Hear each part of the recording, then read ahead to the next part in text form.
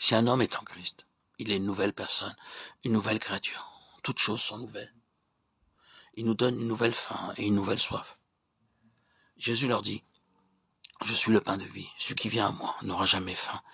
Et celui qui croit en moi n'aura jamais soif. Jean 6, 35.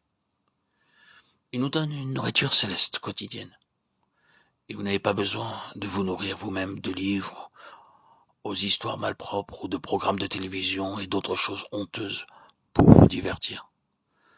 Dans beaucoup de foyers actuellement, les jeunes gens et les jeunes filles, et même les parents, gaspillent leur temps à regarder la télévision pendant des heures ensemble. Pour satisfaire leur faim, ils veulent voir quelque chose, mais ils ne sont jamais satisfaits. Ils s'assiront toute une journée ou toute une nuit, mais ne seront jamais satisfaits. Le Seigneur Jésus-Christ dit, venez à moi, mangez mon pain et buvez mon eau, et vous serez toujours satisfaits.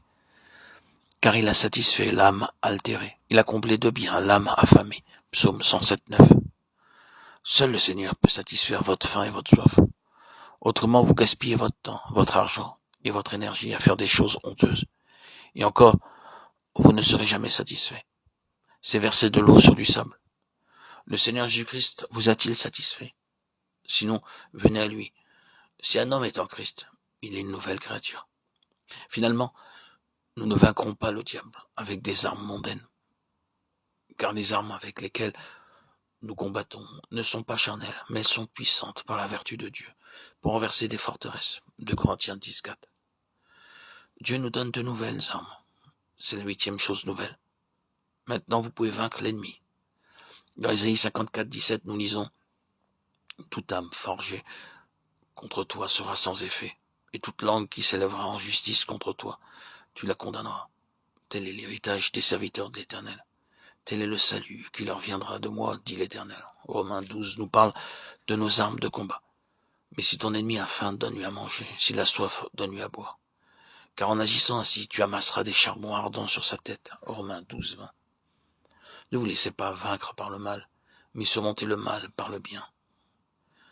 Les nouvelles armes de notre combat sont l'amour, la douceur, la compassion, la prière, la tolérance et la patience. En découvrant et en faisant la volonté de Dieu, et en honorant la parole de Dieu, nous vaincrons l'ennemi. Ce ne sont pas par des disputes ou des batailles, des luttes ou de la haine, pas plus que par la jalousie ou par d'autres armes mondaines que nous pourrons vaincre l'ennemi. Si un homme est en Christ, il est une nouvelle créature. Les choses anciennes sont passées. Voici, toutes choses sont devenues nouvelles. 1 Corinthiens 5, 17. Êtes-vous réellement devenu une nouvelle personne? Pouvez-vous dire joyeusement et véritablement, bien qu'en toute humilité, qu'un certain jour, à un certain endroit, le Seigneur Jésus vous a rencontré et a changé votre vie et a fait de vous une personne entièrement nouvelle? Vos habitudes, votre conduite, vos manières, votre visage ont-ils complètement changé? Lisez la parole de Dieu et faites appel à lui si vous voulez qu'il vous pardonne et vous transforme et fasse de vous une nouvelle personne, comme cela a été pour moi et pour beaucoup d'autres personnes, génération après génération. Le Seigneur Jésus nous tend la main.